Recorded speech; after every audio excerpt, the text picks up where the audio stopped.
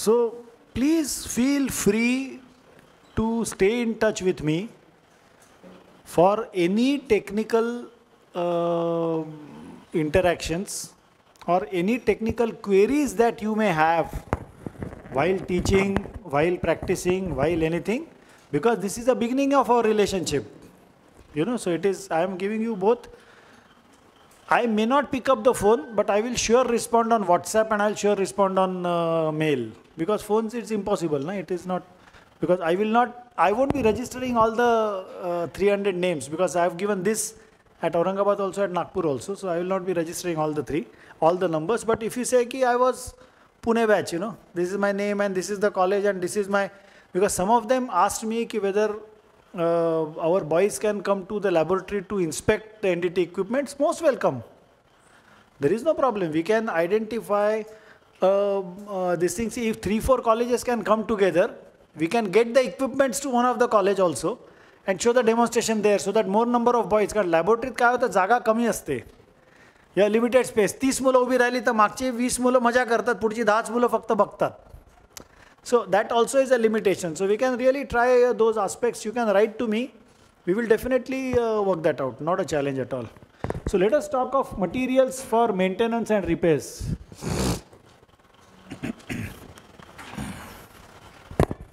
The first and the most liked material by me is cement.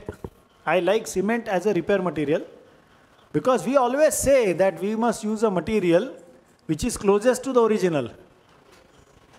Original material काय होतं, तुम्ही cement concrete repair करताय, cement plaster repair करताय, IPS waterproofing repair करताय, brickwork repair करताय, या सगळ्यामध्ये सिमेंटच असतं. जर हेरिटेज बिल्डिंग करत असाल, त्याच्यात लाईम असेल तर लाईम जरूर करा, बट अदरवाईज सिमेंट प्लास्टर आणि concrete is the material which I like the most. आता सिमेंट क्रॅक होतं, याच्यामध्ये चिकार कारण आहेत. त्यातलं एक मूळ कारण म्हणजे श्रिंकेज. सिमेंटला असलेला हा शाप आहे. सिमेंट जेव्हा पाण्याबरोबर हायड्रेशन प्रोसेस चालू होते, ती hydration process is a exothermic process, आणि एक्झोथर्मिक प्रोसेसमध्ये जर का क्युरिंग सफिशियंट झालं नाही तर श्रिंकेज क्रॅकिंग होतं. हे आपल्याला सगळ्यांना माहिती आहे, बरोबर आहे. तर ते श्रिंकेज क्रॅकिंग जे आहे, त्याच्यामुळे प्लास्टरला, कॉन्क्रीटला, वॉटरप्रूफिंगला सगळ्याला क्रॅक पडते. तर हे श्रिंकेज क्रॅकिंग जर आपल्याला नाहीसं करायचं असेल तर we can really use non shrink additive. म्हणजे सिमेंटमध्ये नॉन-श्रिंक ॲडिटिव्ह हे कुठल्या कंपनीचं वापरायचं, कुठच्याही कंपनीचं वापरा, एकदा वापरून बघा, त्याचा इफेक्ट तुम्हाला लगेच कळतो. महिन्याभरातच श्रिंकेज क्रॅकिंग कमी झालेलं दिसतं किंवा दिसत नाही. Generally non shrink additive is not a hi tech chemical, त्यामुळे कुठच्याही इंडियन कंपनीचं नॉन-श्रिंक ॲडिटिव्ह वापरायला हरकत नसते. There is nothing hi tech about making a non shrink additive. Cement plaster is commonly use for non shrink. Concrete as a repair material for RCC members, म्हणजे structural overlay हे आपण पाहणार आहोत. त्याच्याकरता आपण कॉन्क्रीट परत रिपेअर करायला, कॉन्क्रीट जॅकेटिंग करायला, कॉन्क्रीट रिपेअर करायला आपण परत कॉन्क्रीट वापरतो. लाईम आणि lime plaster for heritage buildings. पॉलिमरमध्ये चिकार त्याचे ऑप्शन्स आहेत. पॉलियुरिथेन्स लिकेजेस करता. SBR multipurpose use, that is as repair mortar or as a coating also. SBR coatings are also available. नंतर acrylic polymers, waterproofing coatings, prepacked आणि premix polymers, repairs of RCC members, आणि epoxy mortars for RCC members. आता तुम्ही म्हणाल SBR जरा डिटेलमध्ये समजावा.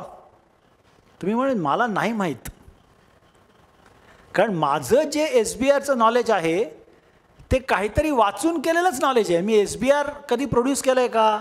नाही. मला SBRची केमिस्ट्री समजते का? नाही, कारण I am not a chemist, I am an engineer. त्यामुळे मी हे जे तुम्ही वाचलं, एखाद्याला केमिस्ट्रीमध्ये खूप इंटरेस्ट असला, you can really go deep into it, but we are applicators of this chemicals. मी एक सिम्पल एक्झाम्पल देतो. पाण्याचं हे काय केमिकल फॉर्म्युला? हां बरोबर आहे. या कपड्याचं काय? नाही माहिती ना. चहाचा काय नाही माहिती ना. See what I am trying to say is आपण केमिस्ट्रीच्या तितक्या जवळ नसतो. एखाद्याला इंटरेस्ट असेल, नेटवरती संपूर्ण माहिती याची सदैव अवेलेबल आहे. That is information. I am not competent enough to talk, कारण I have use this chemicals. ही कशी वापरावी आणि काय वापरावी हे सांगू शकतो, पण ती त्याचं केमिकल कॉम्पोजिशन काय आणि ते कसं मॅन्युफॅक्चर होतं, जे मी सिमेंटवरती बोलू शकतो 2-4 तास, ह्याच्यावरती नाही बोलू शकत. कारण this is not my competence at all. You know, there may be some other chemical manufacturer who may want to talk on the subject, so that is different. फक्त polyurethanes, acrylic polymers are in many cases water based also. Water based polymers are always good because they give you more duration of application. Epoxy म्हणजे काय, आपल्याला day to day epoxy आपण कुठलं वापरतो, Araldite वापरतो घरामध्ये. Fevicol is also an epoxy. Quick fix वापरतो ना, क्विक फिक्स हल्ली येतं, त्याचं an epoxy. Mostly all epoxies are 2 component. One is a resin and hardener. आणि ते एकमेकांपासून दूर ठेवले तर कधीच हार्ड होत नाहीत. जसं सिमेंट आणि पाणी वेगवेगळ्या बाजूला बरण्यांमध्ये चिकटवून ठेवलं तर हार्ड होणार आहे का, नाही, पण मिक्स केल्या हार्ड होतं. एपॉक्सीचं पण तेच आहे. क्विक फिक्स लिटरली 2-3 मिनटामध्ये हार्ड होतं. There are chemicals which can give 45 minutes 1 hour of duration of pot life also. Pot life म्हणजे मिक्स केल्यापासून ॲप्लिकेशन होईपर्यंत किती वेळ लागतो त्याला पॉट लाईफ म्हणतात.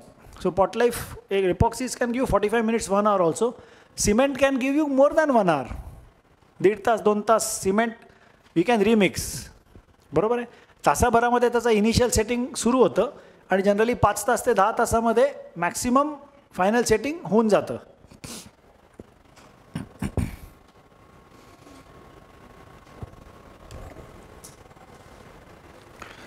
आता वेगवेगळ्या टाईपची मटेरियल्स म्हणजे micro concrete for RCC members. आता मायक्रो कॉन्क्रीट म्हणजे काय की सिमेंट, त्याच्यामध्ये फाईन ॲग्रिगेट आणि त्याच्यामध्ये विशिष्ट प्रकारची केमिकल्स घातलेलं एक प्री पॅक, त्याला मायक्रो कॉन्क्रीट म्हणतात. मायक्रो का, कारण त्याच्यामध्ये ॲग्रिगेट 6 mm डाऊन ॲग्रिगेट म्हणजे फक्त फाईन सँडच असते त्याच्यामध्ये वापरलेली, म्हणून त्याला मायक्रो कॉन्क्रीट म्हणतात. आणि that is used for repairs to concrete. Jacketing करायला मायक्रो कॉन्क्रीट वापरलं जातं एक्सटेन्सिव्हली. का, कारण 1 दिवसाची त्याची स्ट्रेंथ 35 Nm² वगैरे पण मिळते. सो फास्टर रिपेअर करण्यासाठी म्हणून आपण मायक्रो कॉन्क्रीट वापरतो. पॉलिमर मॉटर आपल्याला at the end of 7 days will give you say 35. Epoxy motor M60 M80 पर्यंत पण देऊ शकतं. त्यामुळे it depends on which concrete you are repairing, what is the original grade of concrete, you try to select the material. हे कळलं. Original concrete जर तुम्ही M15 M20 use करत असाल तर एपॉक्सी मॉटर लावण्याचा काही मतलब नाही ना, कारण it is a very hard material. आणि 2 मटेरियलमध्ये जर इनकॉम्पॅटिबिलिटी असली, 2 मटेरियलमध्ये इनकॉम्पॅटिबिलिटी असली तर स्ट्रेन ॲडजस्टमेंट होणार नाही. बरोबर. स्ट्रेन ॲडजस्टमेंट ते कळतंय अर्थ. कसं स्ट्रेन ॲडजस्टमेंट, आपण एक चित्र बघूया. हां, they should become composite, they should become monolithic, they should work together, असं आपण एक्सपेक्ट करतोय. लेट अस सी की हा कॉलम आहे आणि या कॉलमचा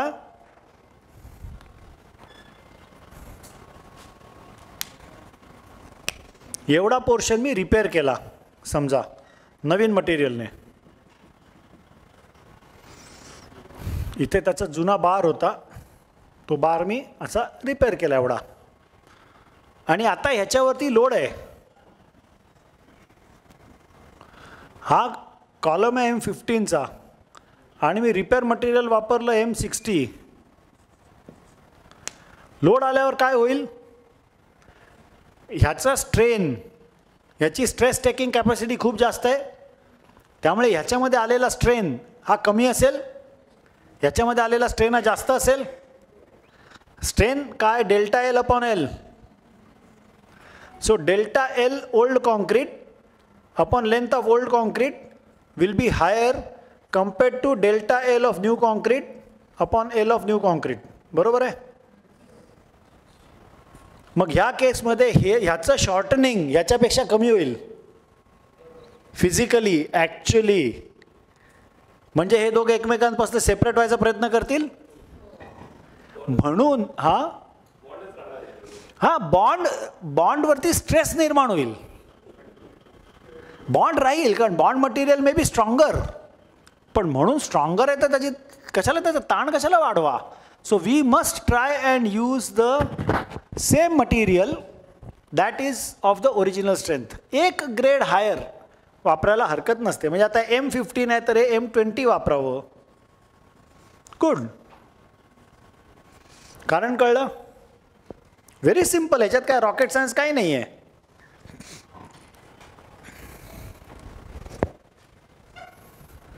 फायबर रॅप. आता दुसरी हे कशी आहे, फायबर रॅप म्हणजे कसं की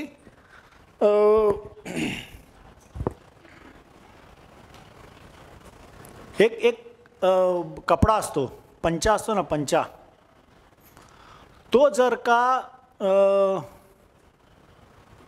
आपण एका कॉन्क्रीटला लावला आणि तो एपॉक्सीने चिकटवला तर पंचाला टेन्साईल स्ट्रेंथ खूप असते. बरोबर आहे? तर विल दॅट पंचा not increase the tensile strength of concrete what ever little? बरोबर की नाही? It will increase the tensile strength taking, म्हणजे बेंडिंग टेन्शन घ्यायची कॅपॅसिटी तो वाढवेल. म्हणजे आपण एक आता चित्र काढूया. एक बीम आहे, हा बीम आहे. या बीमला जर का मी खालून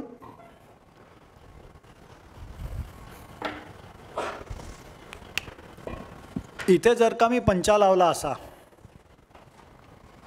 तर हा पंचा असा जेव्हा बीम असा बेंड होईल तेव्हा हा पंचा असा टेन्शनमध्ये जाईल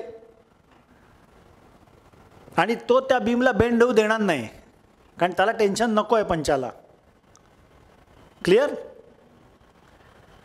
सो ह्या पंचाच्या ऐवजी जर का मी असे काही फायबर्स वापरले which have got a very high tensile resistance आणि त्याचं कापड जर मी चिकटवलं तर काय होईल?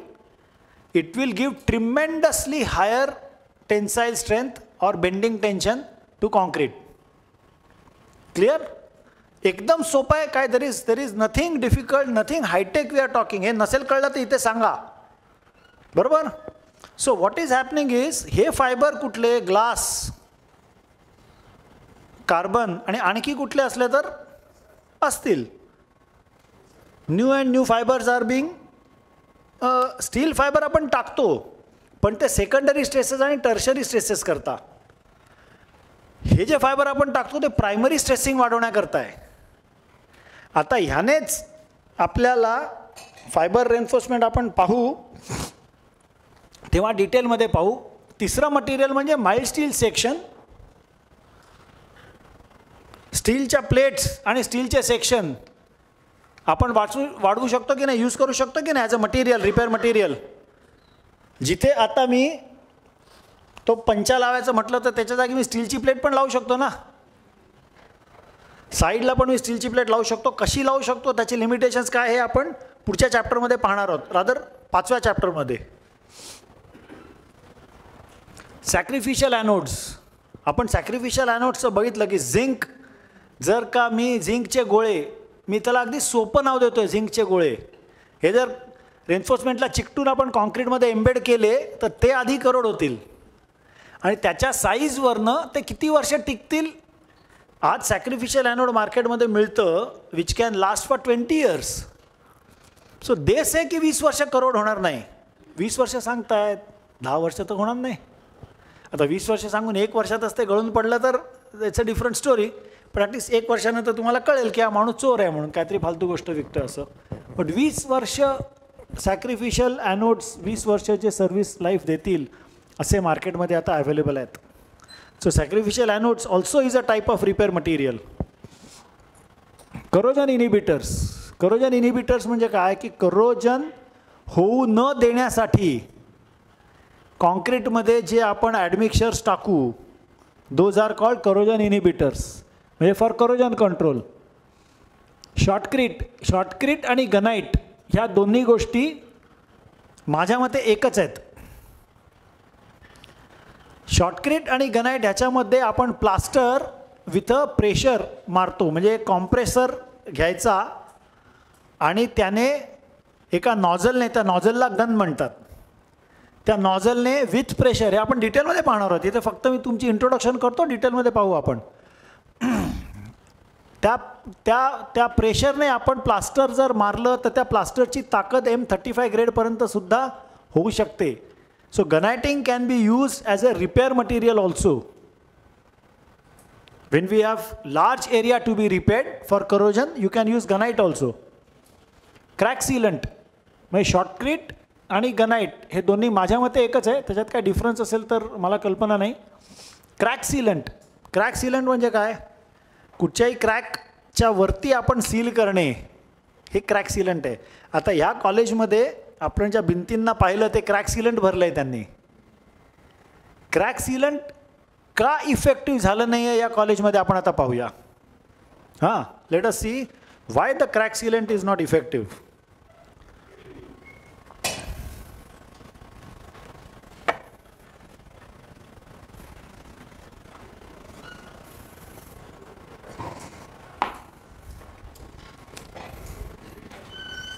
ही भिंत आहे, या भिंतीला ही क्रॅक पडली आहे, एक्झॅजरेटेड शेप आहे, आणि आपण काय केलं, ही क्रॅक न उघडता त्याच्यावरती आपण, ही क्रॅक अशी आहे ॲक्च्युली,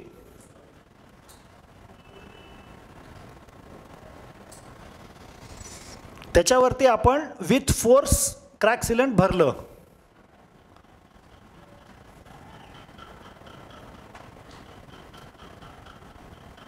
आणि त्याला पेंट केलं. असं चित्र दिसतं ना, असं जे पॅच दिसतात त्याला. हे क्रॅक सीलंट आतपर्यंत गेलं असेल का, नाही. मग इथे काय आहे या क्रॅकमध्ये आत्ता, हवा आहे. तर ही हवा जर उन्हाळ्यामध्ये एक्सपांड होणार, थंडीमध्ये कॉन्ट्रॅक्ट होणार, तर ती हवा एस्केप व्हायला जागा कुठे आहे. हवा ही पंचमहाभूतांपैकी एक आहे, तिला थांबवायचा प्रयत्न करू नका.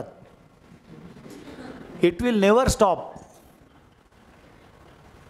पाणी मी म्हणालो तसं, पाण्याला एक रिस्पेक्टफुल वे द्या, पाणी तुम्हाला अजिबात त्रास देणार नाही, कारण पाण्याला तुमच्यामध्ये इंटरेस्टच नाही आहे. समुद्रातनं पडलेल्या पाण्याला काय इंटरेस्ट आहे, जमिनीच्या आत जायचं किंवा समुद्रात जायचं, दोनच इंटरेस्ट आहेत त्याला. तुमच्यामध्ये काय इंटरेस्ट आहे त्या पाण्याला, त्याला अडवू नका. अडवा कुठे, जिथे रॉ अर्थ आहे तिथे अडवा, म्हणजे ते जमिनीच्या आत जाईल. टेरेसवरती नका अडवू त्याला, तुमची म्हणजे औकात ही नहीं है अपनी उस पानी को रोके. हवा का भी वही हालत है. हवा में अगर if you trap the air inside the structure it will break unless this material is very very strong that it does not leave. मग त्या केसमध्ये काय होऊ शकतं, if the material is strong, crack इथे फॉर्म होऊ शकते. कारण कसं आहे, मी आणि एक लहान मूल हे दोघंही जर एका दोरीने एकमेकांना लटकलेलो आहोत, तर त्या मुलाचा हात सुटला तरी ते पडणार आहे आणि माझा हात सुटला तरी पडणार आहे. आता ह्या केसमध्ये आय एम व्हेरी स्ट्रॉंग, पण मी ज्याला चिकटलेलो आहे हे बाजूचं मटेरियल दॅट इज वीक. ती हवा ते मटेरियल फोडून टाकेल. आधी पण त्या हवेने मटेरियल फोडलं आहे ना, प्लास्टर जेव्हा केलं तेव्हा पूर्ण होतं, ते प्लास्टर फोडलंच ना हवेने, बाजूने क्रॅक पडेल. एका क्रॅकच्या ऐवजी 2 क्रॅक पडतील. So what is needed here is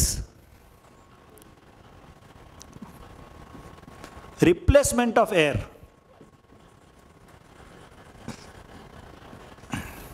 एक शब्द ॲड करतो, replacement of trapped air. If you do this, then only you have gone to the root cause. And how will you do replacement? By grouting. बरोबर आहे. जर या क्रॅक्सनं जर grouting केलं असतं तर या क्रॅक्स परत आल्या नसत्या. आपण पाहूयात ग्राउटिंग कसं.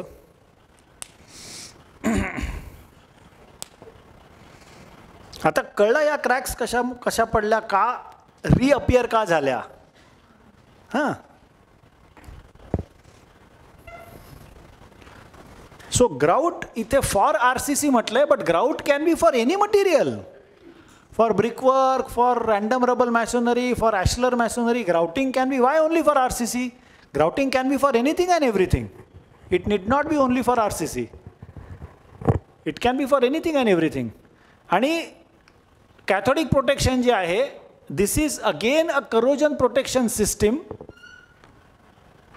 So 3 corrosion protection systems are there: sacrificial anode, corrosion inhibitors, आणि CP, cathodic protection. कॅथोडिक प्रोटेक्शनमध्ये तुम्ही त्याला एक, आपण त्याच्यामध्ये सॅक्रिफिशियल ॲनोड्स टाकतो, याच्यामध्ये तुम्ही सॅक्रिफिशियल जाळी टाकताय.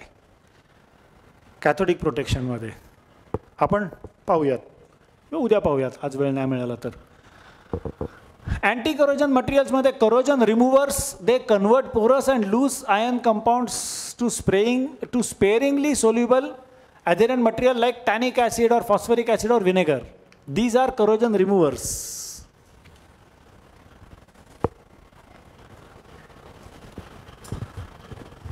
Corrosion inhibitors, they consume oxygen, thus inhibit formation of iron oxide, hence slow down corrosion of steel. Calcium nitride, calcium or nitrates. So surface penetrators हे दोन, ह्या 3 वेगवेगळ्या फॉर्म्समध्ये अवेलेबल आहेत. Surface penetrators, admixtures or in capsule form also. मार्केटमध्ये कुठल्या कंपन्यांचे? चिकार कंपन्यांचे available आहेत.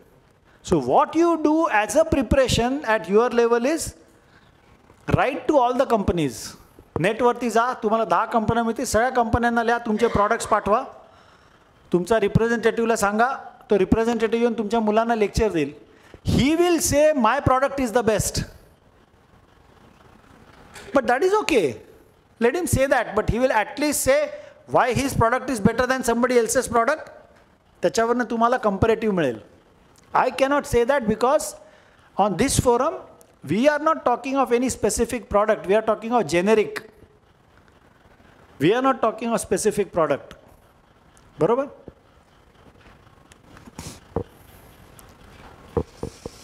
An adhesive may be defined as a material which can join the surfaces together and resist their separation. Simple. गोंद, भाताची पेस्ट, इथपासनं सगळे adhesiveच आहेत. भाताची पेस्ट माझ्या लहानपणी तरी आम्ही रबर ते पोस्टाचे स्टॅम्प लावायला वापरायचो. शाळेच्या रिझल्टला सेल्फ ॲड्रेस्ड आणि एन्व्हलप म्हणजे स्टॅम्प्ड एन्व्हलप टाकायचं असायचं, त्याला भाताची पेस्ट लावायचो. Structural adhesive polymerises to give stiff and strong adhesives to form a load bearing joint. See ॲडेसिव्हचं फंक्शन काय आहे? Adhesive must be stronger than the 2 materials it is bonding.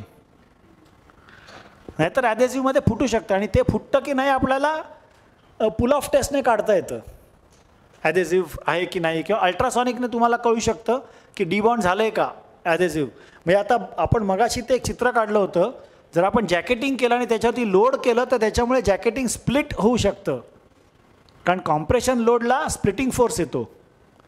जॅकेटिंग split म्हणजे it can separate out from the parent concrete if the bonding material is not good. Cement is the simplest bonding material, but cement ची bond strength is the lowest. Cement च्याहून जास्त polymers आणि पॉलिमर्सच्याहून जास्त epoxy bond स्ट्रेंथमध्ये. त्यामुळे bond strength वापरताना cement फारच कमी वापरावं. Use polymers and epoxies for bond strength. For grouting cement will give you best results. You need not necessarily use polymers आणि epoxies, पण तिथेही आपण पाहणार आहोत की पॉलिमर्स आणि एपॉक्सिसचं ग्राउटिंग कुठे कुठे करायला लागतं आपल्याला. जिथे सिमेंट चालू शकत नाही तिथे करायलाच लागतं. बट बॉन्ड करताना म्हणजे आता कसं आहे, जुनं प्लास्टर आणि नवीन प्लास्टर ह्याचं जर बॉन्डिंग करायचं असेल, म्हणजे जुनं प्लास्टर आणि आपण पार्शली प्लास्टर रिपेअर करतोय, तर तिथे सिमेंट आणि नॉन श्रिंक ह्याचा बॉन्ड कोट लावता येतो. बट कॉन्क्रीट टू कॉन्क्रीट लावत असताना डू नॉट टेक चान्सेस, कारण cement may not be stronger than concrete. आपण आत्ताच काय पाहिलं की bond coat has to be stronger than both the materials it is bonding. Clear? त्यामुळे त्या केसमध्ये ते मटेरियल त्या दोन्ही केसेसपेक्षा म्हणजे M25 ग्रेडचं कॉन्क्रीट तुम्ही नवीन M30 ग्रेड कॉन्क्रीटला चिकटवायचा प्रयत्न करताय, तर bond strength should necessarily be of polymer. Polymer is cement water based also, किंवा इट शुड बी एपॉक्सी.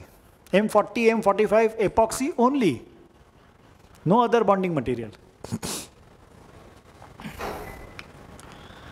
आता हे जे आता N-ब्युटाइल मेथाक्रायलेट, ते I cannot even pronounce it properly.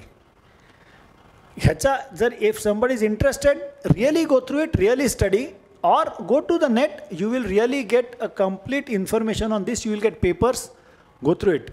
But otherwise, usages of this they all come under acrylic adhesive materials. Acrylic polymerized, acrylic polymers, which we just saw, and epoxies. Relatively dimensionally stable as low shrinkage. फक्त epoxy ला main problem काय आहे की इथे कुठेतरी लिहिलंय का? epoxy मध्ये main challenge काय की it is not UV